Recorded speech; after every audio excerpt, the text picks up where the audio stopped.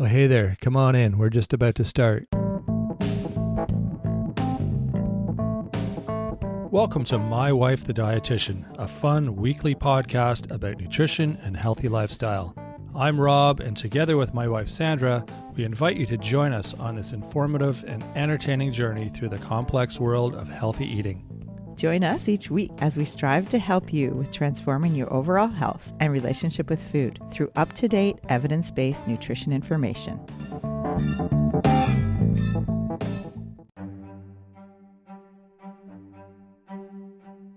Food addiction, it's a controversial but important topic. A growing body of research shows that for some people, certain foods can trigger brain responses similar to substance addiction. Hyperpalatable foods that are high in sugar or fat or salt can lead to compulsive, uncontrolled eating episodes. Today we talk to Dr. Vera Tarman, author of Food Junkies, who works with patients with food and other substance addictions.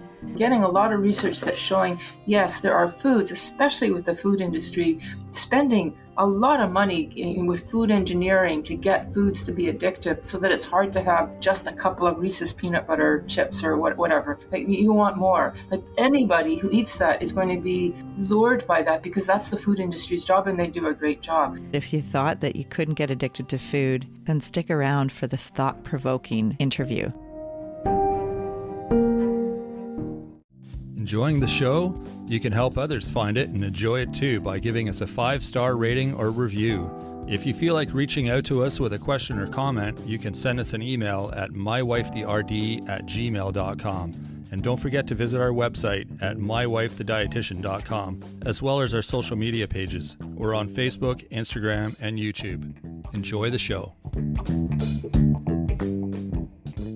Welcome to My Wife the Dietitian. Hello, Sandra. Hi, Rob. How's it going? Good. How are you? I'm doing well. Good. Today we are talking to Dr. Vera Tarman, who wrote Food Junkies, Recovering from Food Addiction. And we're learning all about the controversial topic of food addiction. Yeah, I didn't realize there was such a thing. I mean, we've heard of drug addiction and alcohol, but food addiction, hey, it's a thing. Yeah, well, I guess that certain foods can actually trigger brain responses similar to the substance addictions. So hyperpalatable foods, like foods that are ultra processed that have lots of added sugars, or they could have added fats and salt. So they could be the savory types of foods. And that can lead people to have a compulsive, uncontrolled eating episodes. Interesting. Wow. I had no idea. Yeah, she's a medical director of Renascent and a staff physician at the Salvation Army. And she has a special interest in the clinical syndrome of food addiction. And she works with patients with food and other substance addictions. Wow, that kind of makes sense, I guess. It should be an interesting interview. I'm curious to hear more about it. Yeah, I think with her work and the growing body of evidence, they're trying to get it actually as a diagnosis in the DSM-S as food addiction. Right. That's like the psychiatric manual or something, right? Mm-hmm. Yeah. So getting it like an official label for it. Mm-hmm. Yeah. Interesting. All right. Well, let's bring out Dr. Vera Tarman and find out all about food addiction.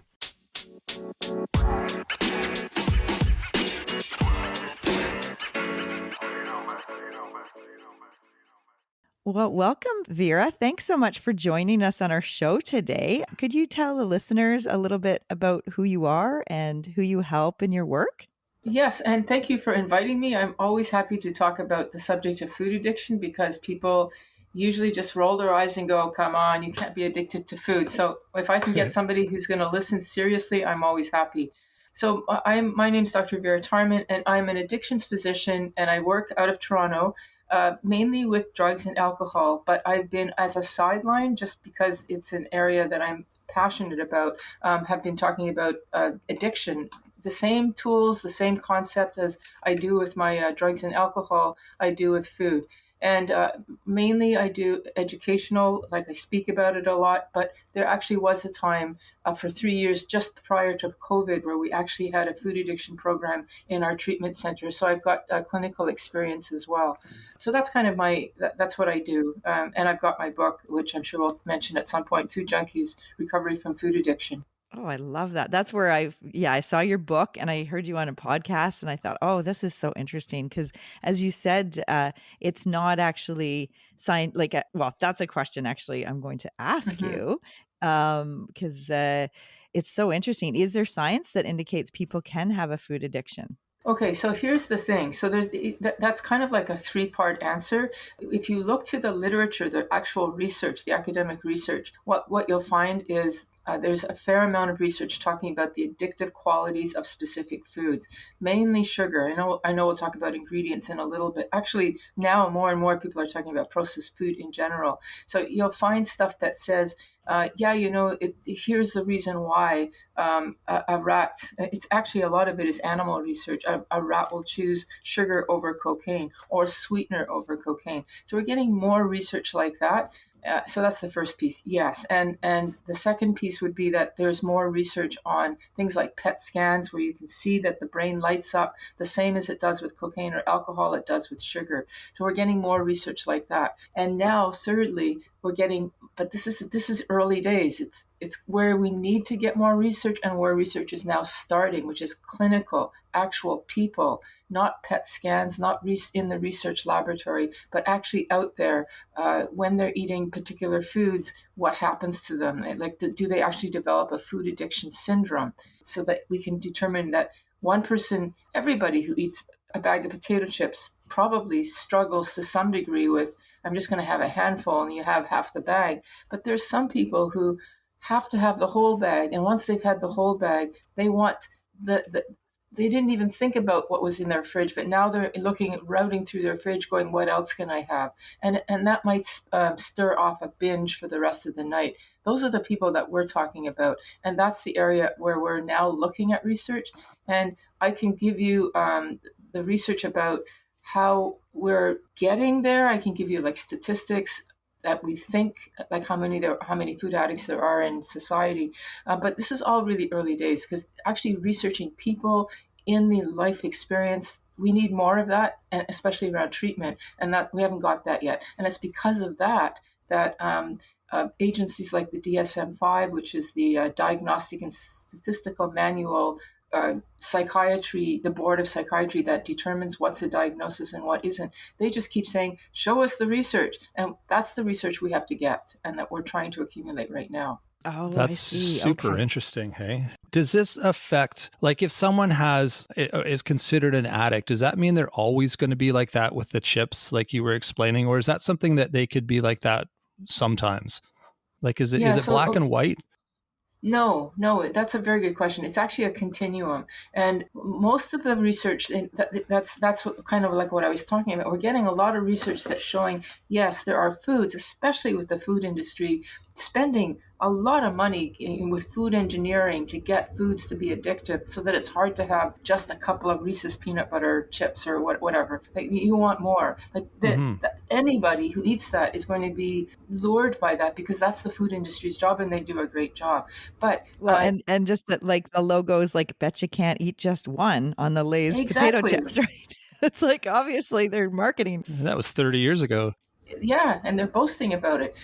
So that doesn't mean you're a food addict. It just means that you're at the whims of the food industry. But for some people, it's like some people can have a few drinks and put it away. And there's others where they have a few drinks. And then there appears to be, if they have a few drinks too often, that some line gets crossed. And it's almost like there's a continuum where if you have too much too quickly all at once, then you end up starting to develop what I would call a food addiction syndrome. And that's like what we would say, that person is not just a heavy drinker, they're now an alcoholic. And that means that now, can they go back? No, because something has changed. It's an actual brain adaptation that's occurred. And once that's happened, you can't really go back. And those are the people that have to be extra careful. And eventually, I mean, I preach about abstinence. You have to stop your substance.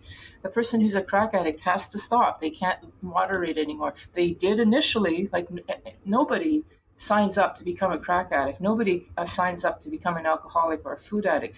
They're just doing their thing in society, getting whatever is available at the time. But for some, crossing that line happens sooner than others. And once they've crossed that line, they're going to have to stop, because it's basically the same idea as once a person becomes a diabetic, they can eventually learn how to be a diabetic in remission, but they're still a diabetic. And that's what we say about addiction as well. Oh, interesting. Yeah, because that's the whole thing. I've always said, in our craving change classes and, emotional eating, when we're trying to help people, it's all about like, well, you can quit drugs, you can quit alcohol, you can quit cigarettes, but you can't quit food. But I guess you can tailor what types of food, but then it becomes this almost like an eating disorder, right? Like, it's like, where's the line, like the binge eating disorder, or, like, there are so many, there's layers of like the onion, the layers of the onion, right?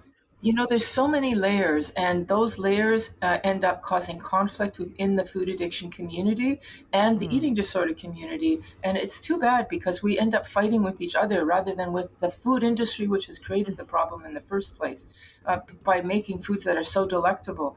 And, first of all, how do you define the difference between somebody who has an eating disorder and a food addiction? Is there a difference? Is it a continuum? Are they two distinct things? We don't know, actually. But and so, yes, if a person is a food addict, they do run the risk of, you start restricting food, make your food your enemy, essentially.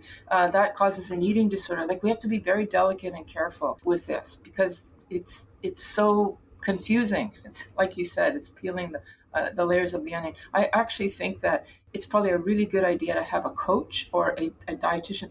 Now, you are a dietitian, not a nutritionist, a dietitian. Yes. Right. And the fact that you're open to food addiction is valuable beyond speaking, because we need to be speaking with each other and together. So, because you can recognize, okay, is this an eating disorder, or is this a compulsive eating because of a particular food? So let's can we talk about the ingredients that we usually mean with please, because I see it all the time in our clients. I mean, it's such a shift when they start eating more whole, minimally processed foods and eating 3 meals a day and 2 snacks, but like whole foods, like they're cooking and they're actually, it really changes. Their taste buds improve, so they actually can taste the natural food, and they're not, their blood sugar becomes under better control, and they lose that little belly fat, and it's just incredible how Mother Nature has always provided the perfect matrix of food and structure and vitamins and minerals and all the macronutrients and the fiber and the water in the food to deliver to our system, in a way that won't make us sick. It won't give us heartburn. It won't give us indigestion. It won't give us bowel problems. Won't give us arthritis. Like all these chronic inflammatory conditions that I see in my practice is I can see that food can have such a big impact in how people are experiencing their health. So yes, let's talk about the ingredients. Yeah. And so, I mean, you've already mentioned all the ingredients that are great to eat. And so let's say you're a dietitian and I'm an addictions physician, and both of us agree that eating real foods, unrefined carbohydrates is excellent, is fine. And I think that my guess is that you're going to say eating a sugary, refined product is not fine. I'm going to guess that. So the concept of emotional eating and intuitive eating and all that kind of stuff, those are great tools if you're not eating addictive foods. And if you're not so far into the addictions continuum, like what I would call an end-stage food addict. Any food can become addictive, even healthy foods. But those are rare people. Those are rare animals. Most of us are in the middle somewhere. And if we can avoid, so what are the foods that we want to avoid, or that we can call, I'm going to say not avoiding foods. These are our trigger foods, foods that will trigger the addictive impulse. That's almost always sugar. And I'm not talking about the sugar in fruits and in vegetables like carrots and beets. I'm talking about added sugar, refined sugar, industrialized sugar, stuff that doesn't need to be there.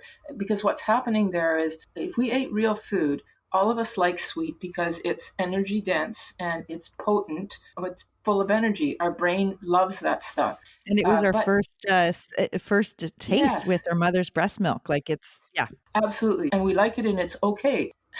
If we could just have breast milk all our life, we wouldn't have any problems, but that's not possible.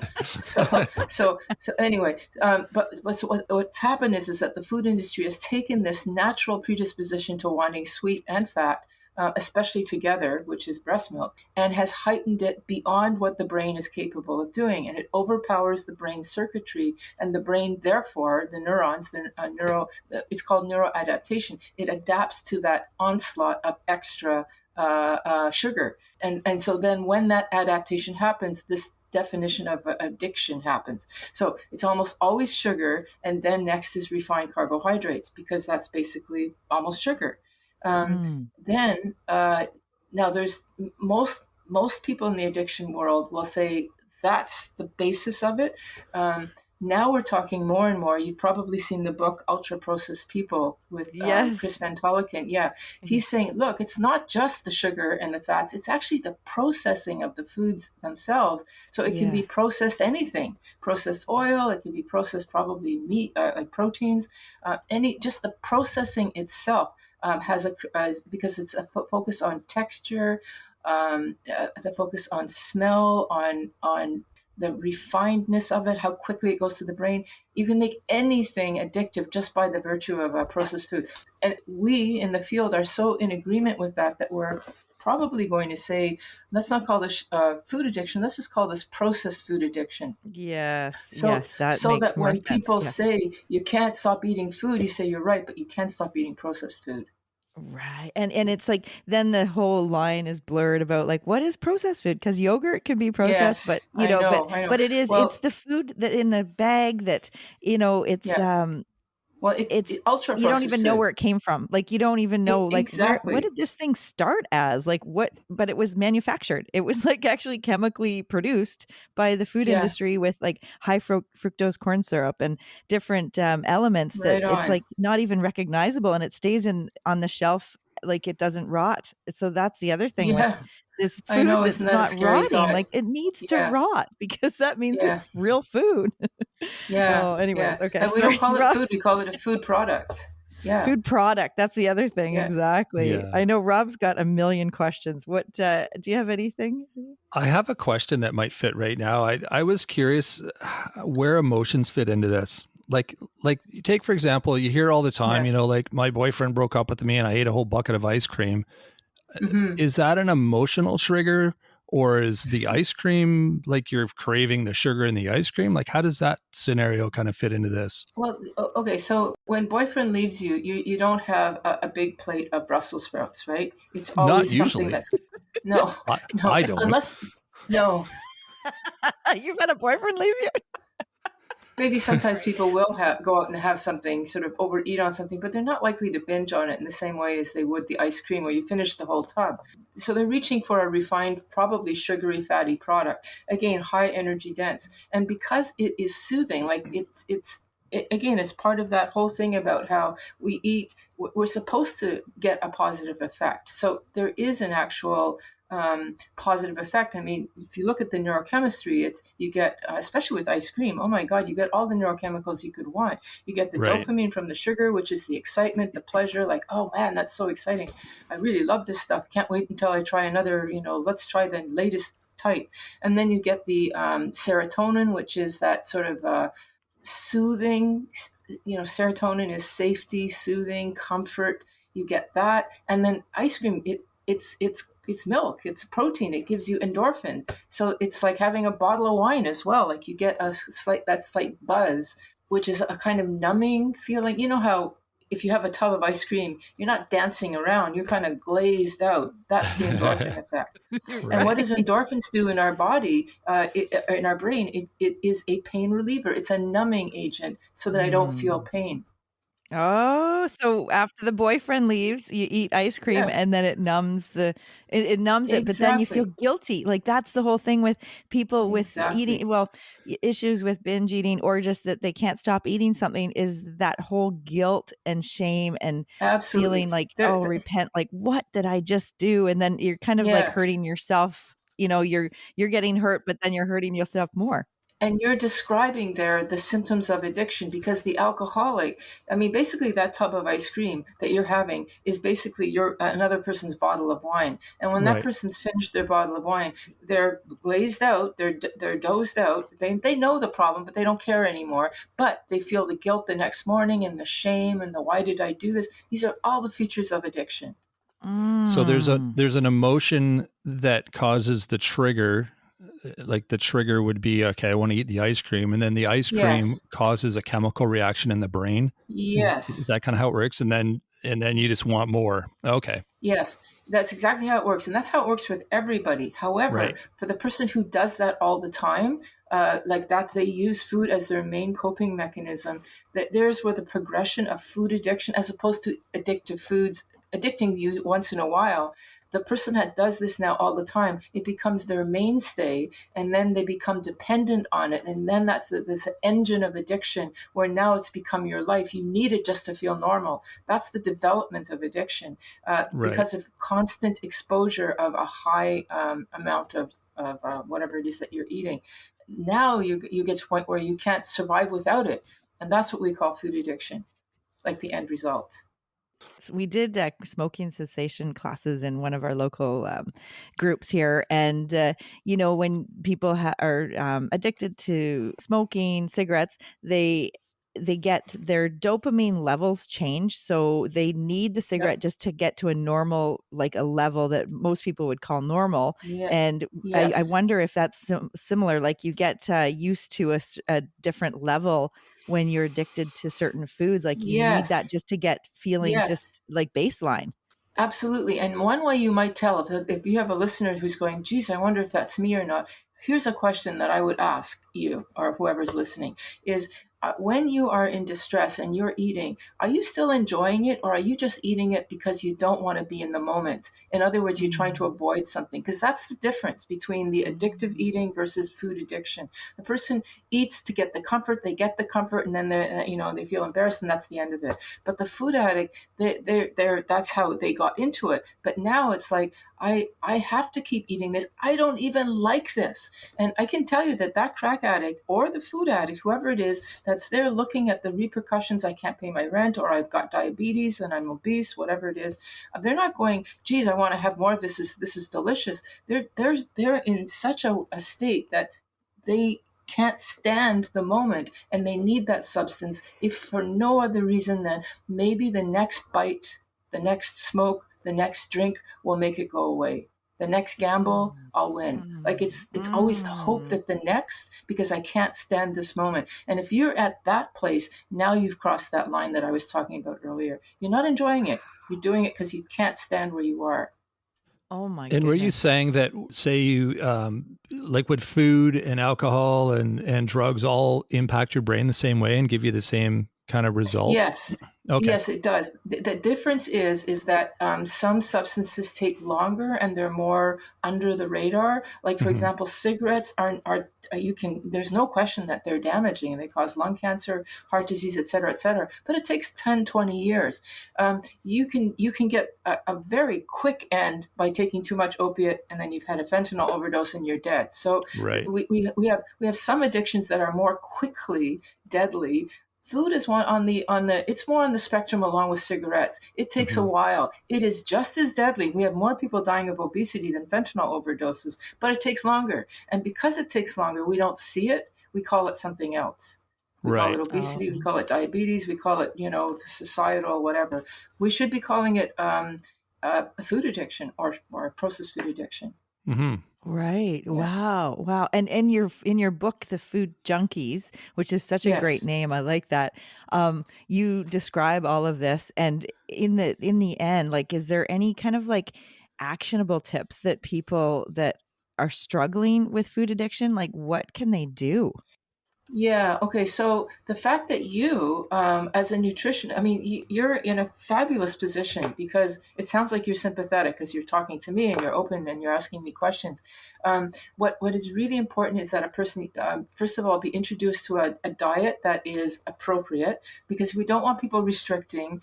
I mean, like not eating, like I'm just not going to eat, or I'm not going to eat these things. Like you want to still get your essential things that you need, but you can take out the stuff like you don't, as you were listing earlier, when you were listing all those things, whole foods, you didn't mention any highly processed foods in there. So find somebody like yourself who will give a good food plan that is solid and food addiction friendly, which means get rid of the processed foods. That's number one. Then number two, and again, you're doing this already with your people, give support, because once you acknowledge that this is an addiction, nobody wants to be, like I said, the crack addict out there, the heroin addict. They're all going, I hate this life. But how, they can't get out of it anymore. You can't do it yourself. So the other thing I would say, actionable step, is find a good diet plan and somebody that will walk you through it, like a coach or a nutritionist or something. Secondly, get support to quit. You have to quit the ultra processed foods, the triggers particularly, which are probably candy and chips and all that kind of stuff. That's going to be very hard. So you need support. You need somebody basically to hold your hand or lock you up so that you can't sneak out in the middle of the night, because that's what people do. I did hear there was the top 5 that are most addictive, or like foods that have the most, Yeah. like chocolate, number 1, Yeah. ice cream, 2, French fries, pizza, and then cookies. Yeah, exactly. Yeah. So stop all of those and acknowledge it's not going to be easy. Get help. Get a support group. I've got my sugar-free, I'm Sweet Enough, a Facebook group. Like you have, it sounds like you have a community of people that you speak to. You want to get support. That's number 2. You got to do that. And then number 3, don't go out there in the world. This is kind of part 2.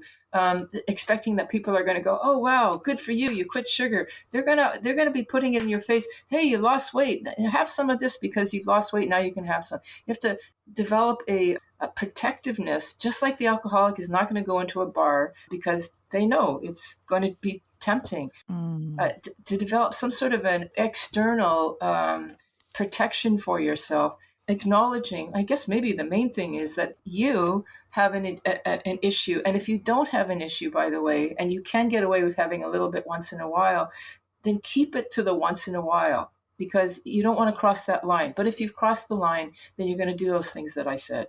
Right. I hope those are actionable enough.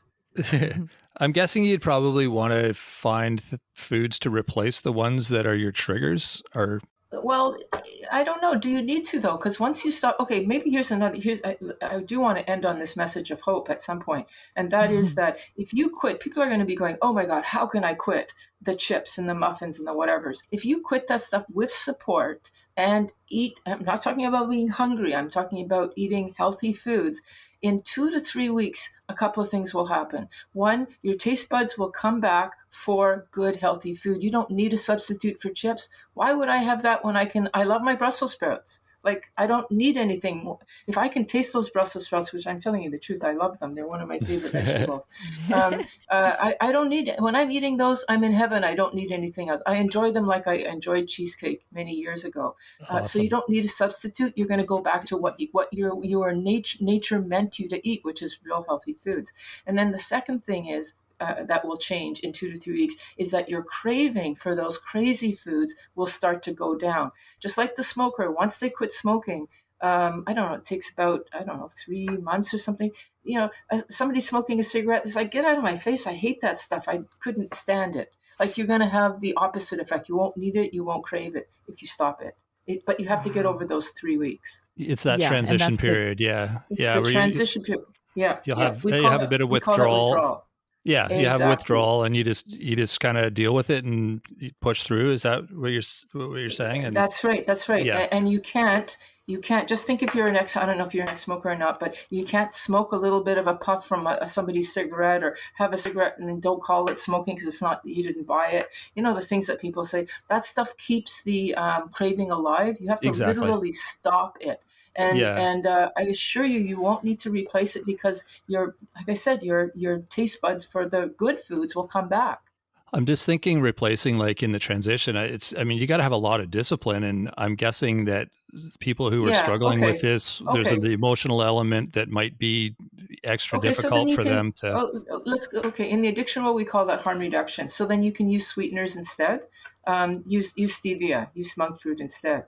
And Okay. I know that one of the questions maybe you're going to ask that at the very end, like, if you go to a potluck, what kind of dessert could I bring? One thing that Right. I bring, which I think is delicious and people love it, is strawberries with a little bit of balsamic vinegar. Like, oh my God, that's so good. Mm. Oh, really? Mm. Yeah. Balsamic Mm. vinegar. Yeah, Huh. that's actually an Italian delicacy dessert. When I was in Really? Love Venice, it. I saw that on there as a dessert option. Yeah, strawberries with balsamic vinegar, no sugar, because the sweetness of the balsamic is enough, but it's not enough to trigger a craving. Right. And the strawberries are sweet. So yeah. That sounds really neat. Yeah, we'll have to try Yeah, that. try it. Yeah, try it. So yeah, and if you need something that's a little more typical, then make something but with sweetener instead. Makes Right. sense. Right. Just for that Yeah. transition until you've sort of weaned Yes. off of it. Hey, yeah, okay. Yeah, and that transition can last a couple of years. I know myself. It took me like 3 or 4 years until I quit sugar many years ago, and then sweetener. Actually, I go on sweeteners every once in a while, and then I go off them. So it's the thing about sweetener is, besides the fact that they're not totally healthy either, is that they still promote the preference for sweet, and Mm. Exactly. I do not and then like I sweeteners. yeah, and then I wouldn't enjoy the strawberry because I just had some sweetener. But if I don't have the sweetener, but if you need something in between, you can use that, and don't feel guilty if you need it for more than a year or two. You'll Right. you'll get off Right. eventually. Yeah. Wow. Yeah, I know it's tricky. And I mean, we live in a society where every place you stop, there's so much food available all the time. And mostly Yes. it's not whole, minimally processed foods. Like if you're going through a gas station or a convenience store, or, Uh, we have these don't food even deserts. bother. Yeah, Yes. it's just, Yeah. I don't. it's I feel so bad for hard. people who live. I Yeah.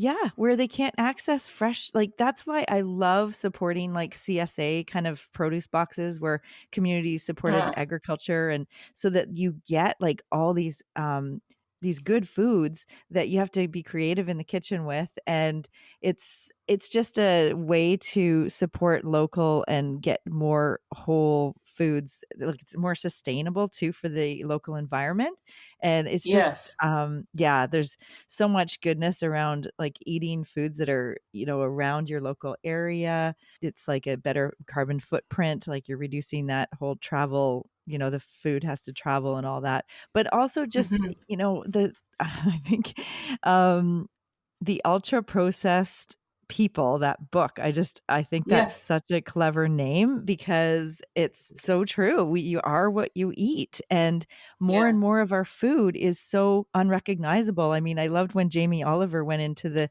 grade 4 class and held up a Oh. tomato and said, does anyone know what this is? And not Oh my one God. child could recognize it. And he said, do you Wow. know French fries and ketchup? And they're like, oh, we love ketchup. We put ketchup on everything. Well, ketchup's made Yeah. from tomatoes, and it's just that connection, like, where does our food come from? And, I Yes. think we're getting more and more away from that with all these industrialized food. Like, the food industry is creating food products, and we just Yeah. have to, it's the marketing is so strong. They have so many dollars to, food scientists to make sure that it's got the bliss point so that people will buy Exactly. it, Yes. and then they're not putting on the shelves the ones that the food scientists and the tasters didn't like. They're only putting the ones that they liked. So it's actually increasing people's, like, their bliss point. They want Yeah. more of the, Exactly.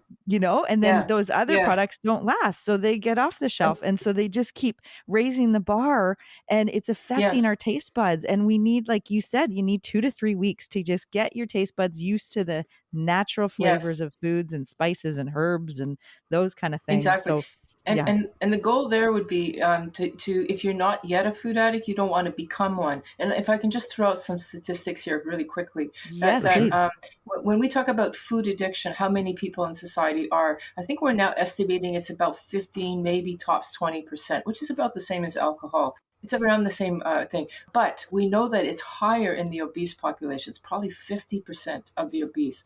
And what's happening? We're getting a gradually an obese population. Like 2/3 of society is now at least overweight, if not obese. So those numbers, it's going to be more than 15 or 20%. It's actually going to be higher and higher. So if you, I'm saying that if you're eating this stuff, eventually, it's just a question of when will you develop into that poor person that at the end that's all that their life is about, versus just, if you are going to eat sweets and you can get away with it and you can put it away, keep it to minimal so that it doesn't expand into, and if you can just avoid it completely, that would be the best. Because Yes, you don't want to yes, cross that exactly. line.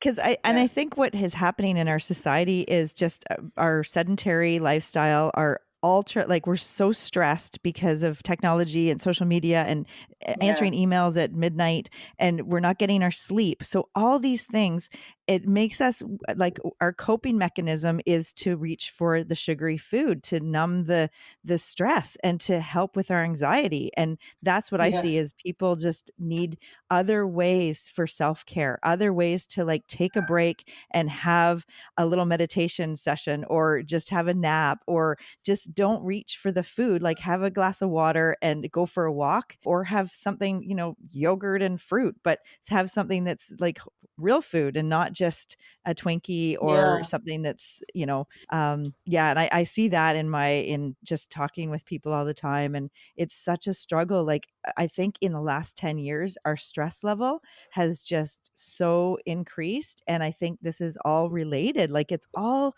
connected. And, I work in long-term care with people with dementia. And over the last 2 decades, I've seen this dementia epidemic. Like it's just increasing like so quickly. And, it has to be related to our lifestyle, our food, what we're eating, and our stress level. And it's it's such a multi-level, like layered onion. Like it's such a huge puzzle. And, just, I keep saying, if we get back to nature and get back to how our grandparents were, I mean, they had different stresses in their life, but they didn't have technology where you can answer things at midnight and, be worried about the phone calls and the emails and, and what's the friends doing. And it's just like, there's just so much that's put upon humans these days that we're under this chronic stress, and we have to find ways to cope. And people do use alcohol, they use drugs, and they use food. So, and I see it all the time, is people are using food to help numb those emotions or to just try to distract themselves. Right. There's on. my I rant. agree. Sorry. Rob's always like, "Oh, there's your rant." Here she goes again. Yeah. No, it's honest. It's honest and legitimate, Sandra. You come from the real world, so you're speaking the truth. Yeah. That's the thing, right? Like, I like that Dr. Tarman here, she works in clinics. She sees people. She's written a book. And she's looked at the research, like she's done all of that. So that's why I really wanted to talk to you, because it's different when you talk to maybe a scientist or someone who's in the lab, but they don't have the real like human experience with people in a clinic, like the repeatable, like day after day after day, you see the same thing. And I see it too.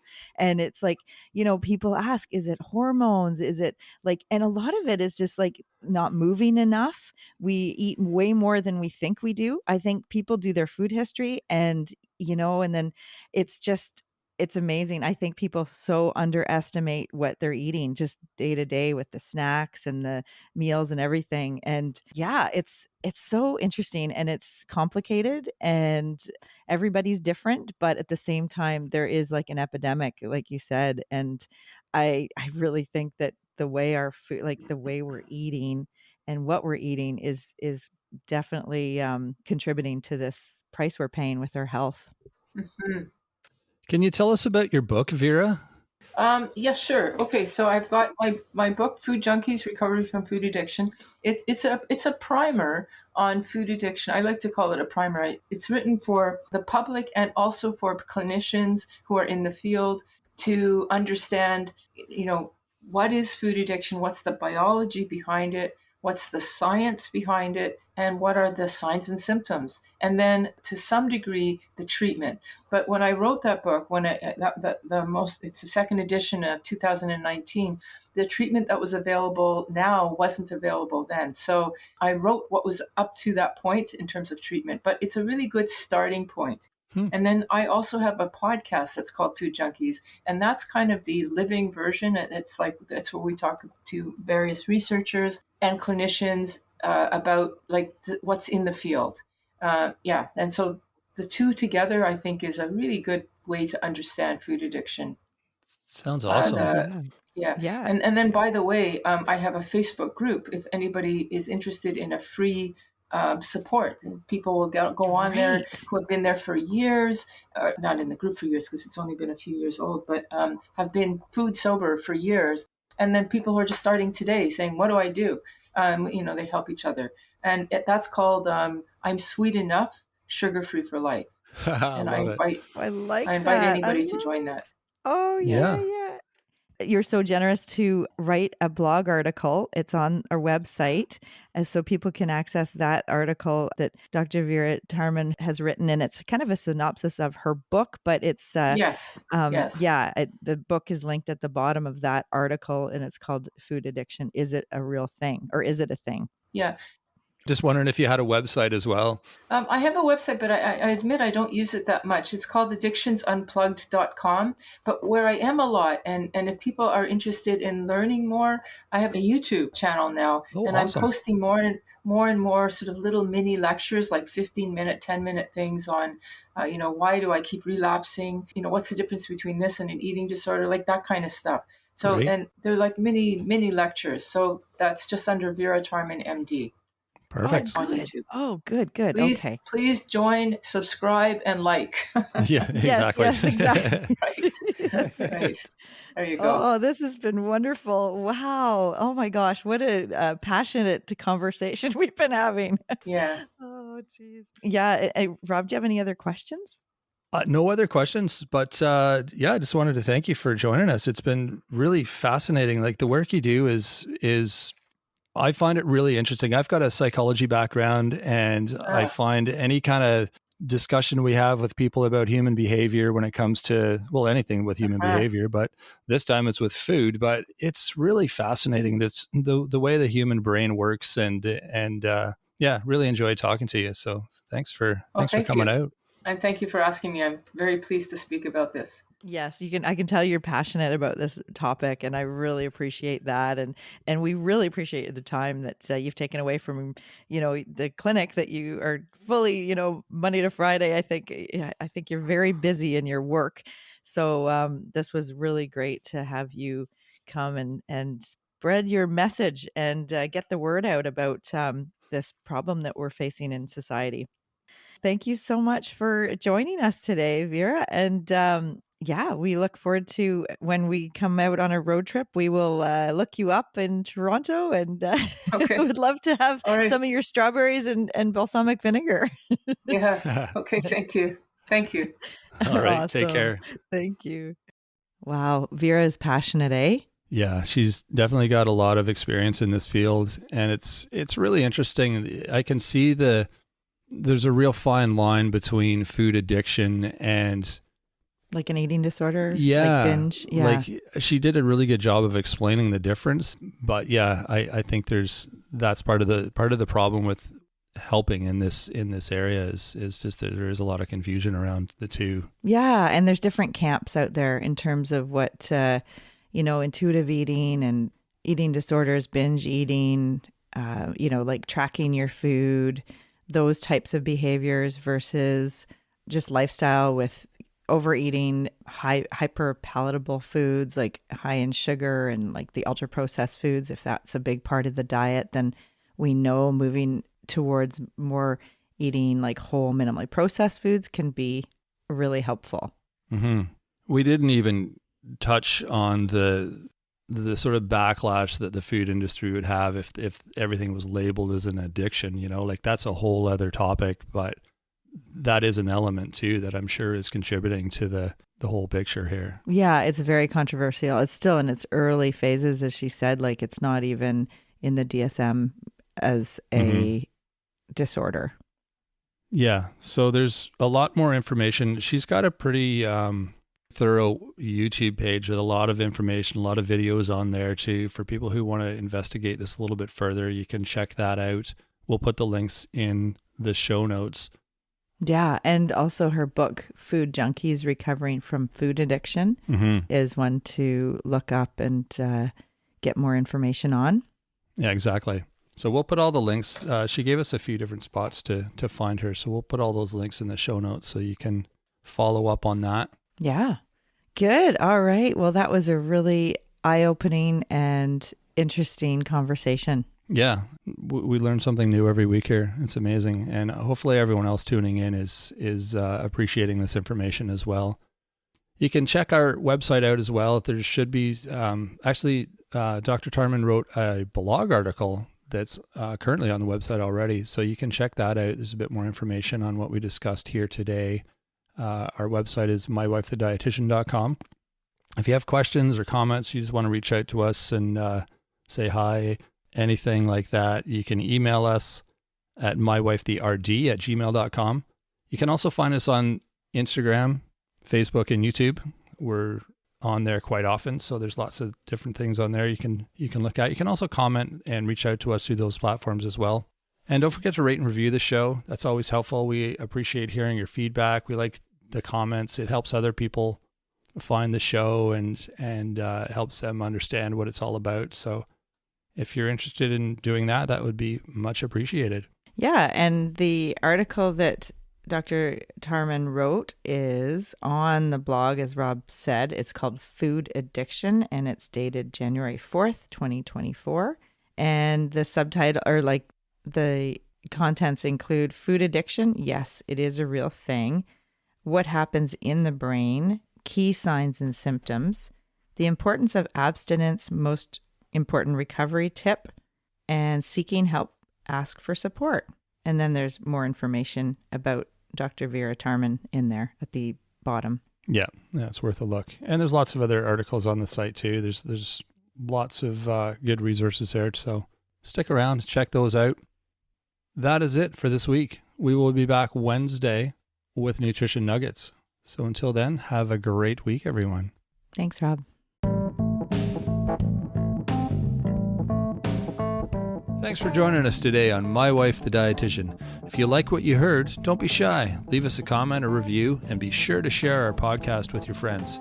If you'd like to hear more, hit that subscribe button. You can also follow us on our social media pages for updates, episode trailers, and other odds and ends. For more info and links on what we discussed on today's episode, check the show notes. We'll be back next week with another informative and fun-filled episode.